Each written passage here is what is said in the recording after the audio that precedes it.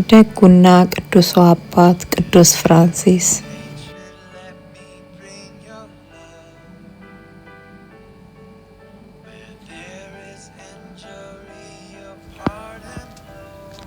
The saint who chose poverty, Saint Francis of Assisi። እውነተኛው የቅዱስ ፍራንሲስ ታሪክ። ሰላም፣ እንዴት ናችሁ? እንኳን ወደ ቻናሌ በደህና መጣችሁ። ዛሬ ይዣችሁ የሚሄደው የፕራግ ከተማ ልብ የሚባል በጣም ውብና ታሪካዊ የከተማው ቦታ ነው። ይህም የቅዱስ ፍራንሲስ ቤተክርስቲያን ያለበት ቦታ ነው። ይህ ቤተክርስቲያን ከታዋቂውና ታሪካዊው ከቻርልስ ብሪጅ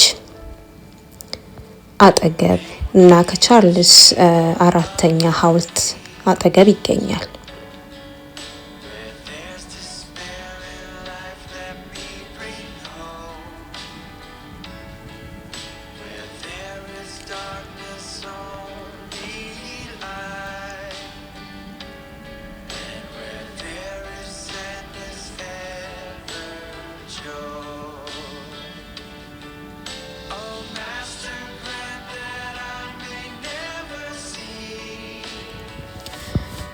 ይህም አካባቢ እጅግ በጣም ብዙ ቱሪስቶች የሚጎርፉበት አካባቢ ነው።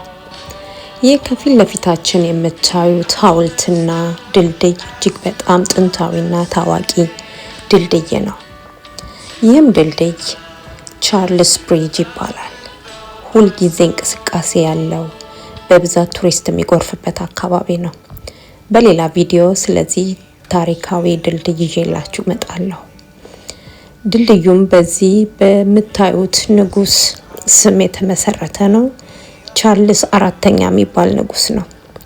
ይህ አካባቢ እጅግ በጣም ቢዚ የሆነ የተጨናነቀ ቱሪስት በብዛት የሚፈስበት አካባቢ ነው። ይህንን ቤተክርስቲያን ከውጭ ስንመለከተው ተራ ብዙ እንቅስቃሴ የማይታይበት ይመስላል። ነገር ግን የብዙ ምዕተ ዓመታትን ታሪክ እምነትና ጥበብን በግድግዳው ላይ ይዟል። እንደምታዩት ቱሪስቶች እረፍት በሌለ ሁኔታ የሚጎበኙት ቦታ ነው።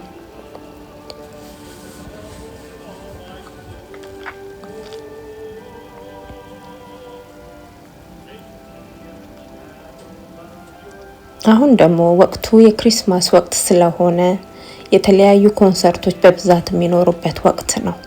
በዛም እጅግ በጣም የተጨናነቀ ጊዜ ያለው ቤተክርስቲያን ነው። ስለ ቤተክርስቲያኑ ታሪክ ልመልሳችሁ። ይህ የቅዱስ ፍራንሲስ ኦፍ አሲሲ ቤተክርስቲያን በወቅቱ የነበረው አስተዳደር የሚመራው ብቸኝነት ደግሞ የካቶሊክን እምነት ነበር። ይህ ቤተክርስቲያን ውስጡን እንደምትመለከቱት የተገነባው ባሮክ ስታይል በተባለ የዲዛይን አይነት ነው። ይህ ባሮክ ስታይል በ1600 በአውሮፓ የተጀመረ የአርኪቴክቸር አይነት ነው። በውስጡም ጠለቅ ያለ በድራማዊ በቅርጻ ቅርጽ የወቅቱን ስሜት የሚገልጽ በጣም ጥልቅ የሆነ ጥበብን የያዘ የትውልዶቹን የሃይማኖት ምልክት የሚያሳይ አይነት ጥበብ ነው።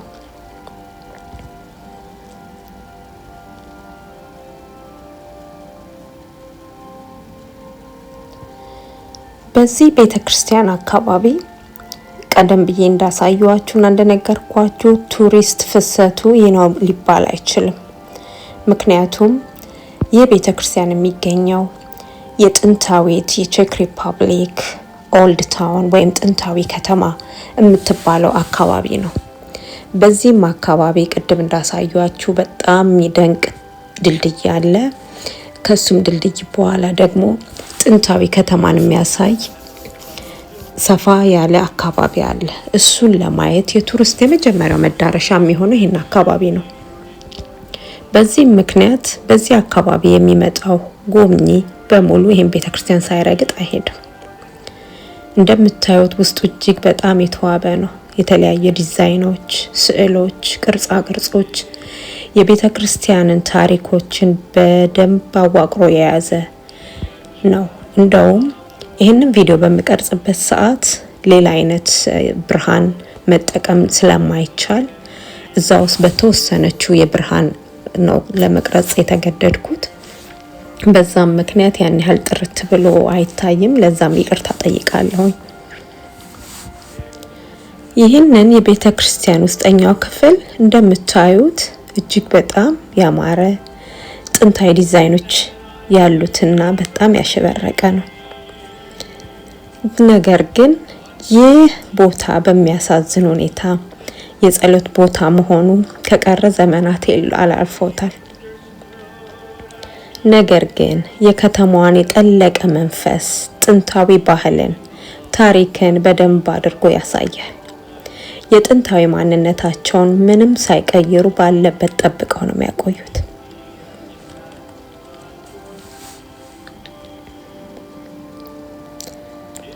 እንደነገርኳችሁ ምንም የጸሎት ቦታ ባይሆንም ቱሪስቶች ከተለያየ ቦታ ሲመጡ የራሳቸውን የግል ጸሎት አድርገው ይመለሳሉ። እግረ መንገዳቸውም ባገኙት የተለያዩ ዝማሬዎች ወይም የሙዚቃ ፕሮግራሞች በእነሱ ጊዜያቸውን አሳልፈው ይመለሳሉ። ለብዙ ምዕተ ዓመታት ተጓዦች፣ የጥበብ ሰዎች፣ የከተማ ነዋሪዎች በዚህ ጥንታዊ ድልድይ ላይ ባለፉ ቁጥር ወደዚች ቤተክርስቲያን ጎራ ሳይሉ አያልፉም። በዛም ምክንያት ቤተክርስቲያኑ ሁል ጊዜ የተጨናነቀ ነው። ለጸሎትም የሚባል ሰዓትም የለውም። ስለዚህ ዋና ዓላማ ያደረጉት የመጣውን ቱሪስት በተለያየ አይነት የሙዚቃ የተለያየ ትርኢቶች በማሳየት የቱሪስቶችን ቀልብ የመሳብ ሂደት ነው።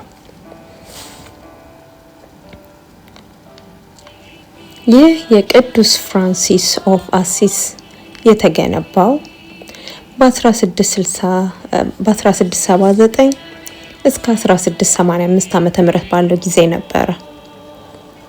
ዲዛይኑንም የሰራው በፈረንሳዊ አርክቴክት ጄን ባፕቲዝ ማቴ በተባለ ጥበበኛ ነበረ።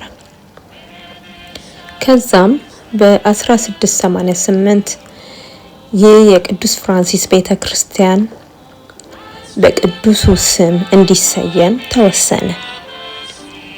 ይህ ቤተክርስቲያን የሚመራው ቀደም ብዬ እንደገለጽኩት የመስቀል ቅርጽ ያለው ቀይ ኮከብ አርማ ባለው አገዛዝ ስር በሚተዳደር ገዳም ውስጥ ነበር።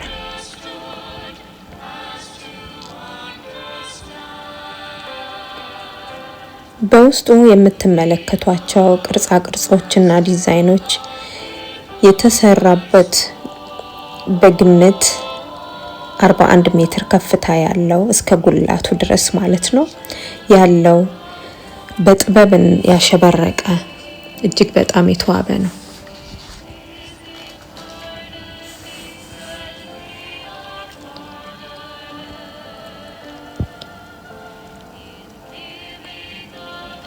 በዚህ ቤተክርስቲያን የፕራግ ከተማ ጥንታዊው ከ1702 እስከ አሁንም አገልግሎት የሚሰጥ ኦርጋን ያለበት ቤተክርስቲያን ነው። እጅግ በጣም የሚደንቅ ነው። በዚህ ላይ እንድትረዱኝ የምፈልገው ያው የውጪ ቤተክርስቲያኖች የካቶሊክ እምነት ያው የኮንሰርትና የኦርጋን፣ ፒያኖ፣ ትራምፔት ነው ለአምልኮ ወይም የዝማሬ ስርዓታቸውን የሚያከናውኑበት። ስለዚህ ኮንሰርትም ሲባል ልክ የኦፔራ የተለያዩ ሲምፎኒዎች የሚደረጉበት የኮንሰርት አይነቶች ያው እኛ በምንረዳው መልኩ ሳይሆን የነሱ እምነታቸውን ጸሎታቸውን የሚያደርሱበት መንገድ ነው። ስለዚህ ያ ጥንታዊ ኦርጋን በ1702 የተሰራው ኦርጋን እስካሁንም ድረስ አገልግሎት የሚሰጠው ኦርጋን እዚሁ ቤተክርስቲያን ይገኛል። ከዚህ ቀደም እነ ሞዛርት እጅግ በጣም የታወቀ ሙዚቀኛ ነው። እነ ሞዛርት፣ ዲቮርሻክ የተጫወቱበት ኦርጋን ነው። አሁንም ለነሱ ለቅዳሴ ሰዓታቸውና ለኮንሰርት አገልግሎት ላይ ይውላል። ይህ ቤተ ክርስቲያን የሮማን ካቶሊክን ስርዓት ነው የሚከተለው።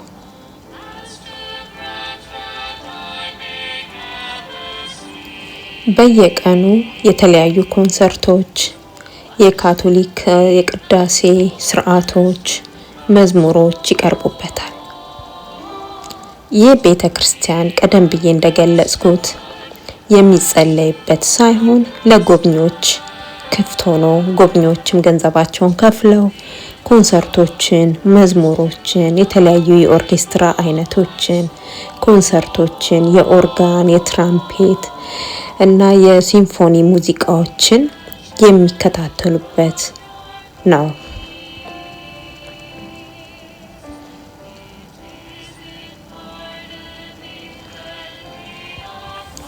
ቀደም ብሎ በቪዲዮ መጀመሪያ ላይ እንደተመለከታችሁት በየሰዓቱ 2 ሰዎች ወጥተው ትራምፔት ይዘው ድምጽ ያሰማሉ። ያም የቱሪስቱን ቀልብ የመሳቢያ ዘዴ ነው። ቱሪስቱም ይሄንን ሙዚቃ የትራምፔቱን ድምጽ ከሰማ በኋላ ሁሉም ትኩረቱን ድልድዩን ከጎበኘ በኋላ ቀጥታ ጉዞ ነው የሚያደርገው ወደዚህ ቤተክርስቲያን ነው። ከዛ የተለያዩ የኮንሰርት አይነቶች የሚቀርቡበት በራሪ ወረቀት እዛ ላይ ተዘርዝሮ ይገኛል። ስለዚህ ቱሪስቶች የሚመቻቸውን የኮንሰርት አይነት፣ የሚመቻቸውን የስርዓት ወይም የተለያዩ ኦርኬስትራ ፕሮግራሞችን በመምረጥ መታደም ይጀምራሉ ማለት ነው። እዚህ ላይ ወደ ቤተክርስቲያኑ ለመግባት ምንም አይነት ክፍያ የለውም።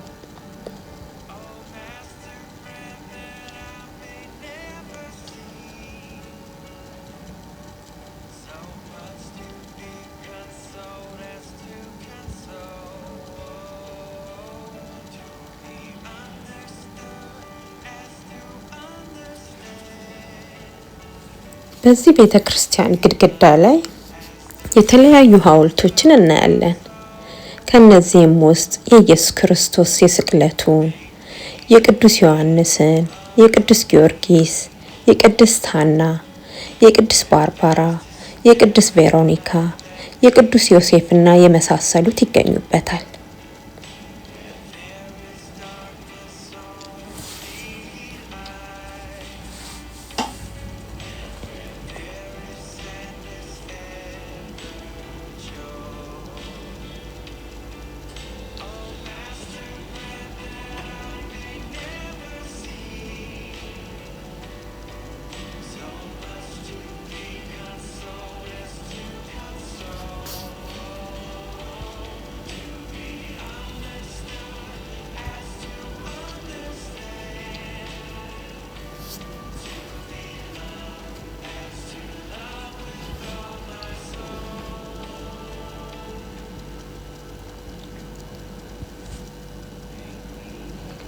ይህንን ቪዲዮ በቀረጽኩበት ወቅት የክሪስማስ ወይም የገና ወቅት ነበረ። በመሆኑም በቤተ ክርስቲያን ውስጥ የገና ዛፎችን ለማየት ትችላላችሁ። ከዛም በተጨማሪ ወደ አንድ አቅጣጫ ላይ ቤተልሔም የሚል ጽሑፍ ያለበትን ቦታ አየሁኝ። ወደዛች ወደ ቤተልሔም ወደሚለው አቅጣጫ ጉዞዬን አደረኩኝ።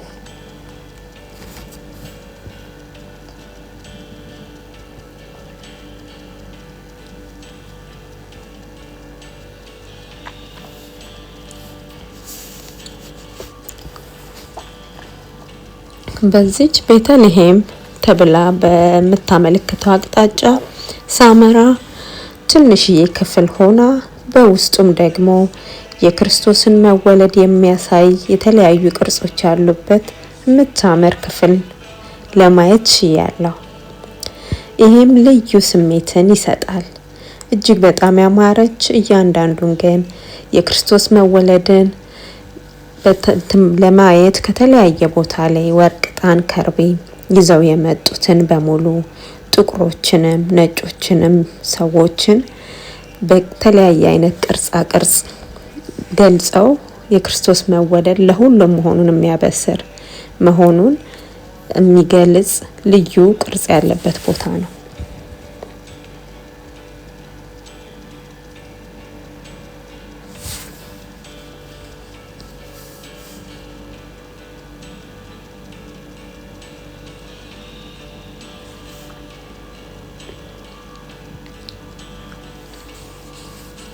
ስለ ቅዱስ ፍራንሲስ ልመለስና ቅዱስ ፍራንሲስ ማን ነው?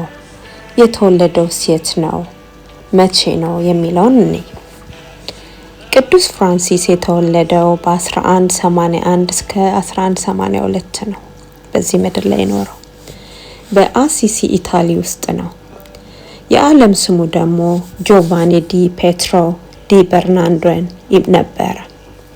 እሱም እጅግ በጣም ሀብታም የነበረ የልብስ ነጋዴ ልጅ ነበረ። ከዛም እድሜው በ20ዎቹ አካባቢ ሲደርስ በመንፈሳዊ ሕይወት በጣም ስለተማረከ ሀብትና ንብረትን ትቶ ድህነትን እና ቀላል ሕይወትን መረጠ። ሕይወቱንም ለእግዚአብሔር አሳልፎ ሰጠ። እሱም የሚያምንበት ነገር ሕይወትን ቀላል አድርጎ መኖር፣ ሰዎችን በሙሉ መውደድ እና ተፈጥሮን ማክበር ነው። ለሕዝብ ማገልገል፣ ለታመሙት መድረስ፣ ለተቸገሩትም እንዲሁም። እናም ደግሞ ሰላምን የሚሰብክ ቅዱስ ነበረ። ልክኛም በእኛም በኦርቶዶክስ ተዋሕዶ የምናውቀው የቅዱስ ገብረ ክርስቶስን ታሪክ ያስታውሰናል። ሀብትና ንብረትን ትቶ ክርስቶስን መከተል፣ ይህም ዓለምን መናቅ ነው። ይህ ቅዱስ እጅግ የቅድስና ደረጃ ላይ የደረሰ አባት ነበረ። በ1224 በሚጸልይበት ወቅት በእጁና በእግሩ ላይ የክርስቶስን መሰቀል በመስቀል ላይ ሲቸነከር የነበረው አይነት የችንካር ምልክትን ተቀብሏል። ይህም የመጀመሪያው ጻድቅ ሰው ይህንን የተቀበለ ተብሎ ተመዝግቧል። በ44 ዓመቱ አካባቢ በ1226 ከዚህ ዓለም ድካም አርፏል። ከእረፍቱ 2 ዓመታት በኋላ በ1228 የቅዱስነትን ማዕረግ ተሰጥቶታል። በረከቱ በእኛ ላይ ይደርብን። ይህንን ታሪክ ስትሰሙ ምን ተሰማችሁ? ያላችሁን አስተያየት ኮሜንት አድርጉልኝ። በጣም እኔም ከማስበው በላይ የወደድኩት ቤተ ክርስቲያን ነው። እጅግ በጣም ደስ ይላል። ታሪኩን ከወደዳችሁ ተመሳሳይ ቪዲዮዎችን ስለምሰራ ሰብስክራይብ ብታደርጉኝ፣ ለሌሎች እንዲደርስ ሼር ብታደርጉ፣ ላይክ ኮሜንት እንድታደርጉኝ እጠይቃለሁ። እስካሁንም ስለተከታተላችሁኝ እና አብራችሁኝ ስለነበራችሁ አመሰግናለሁ። ደህና ሁኑ ባይ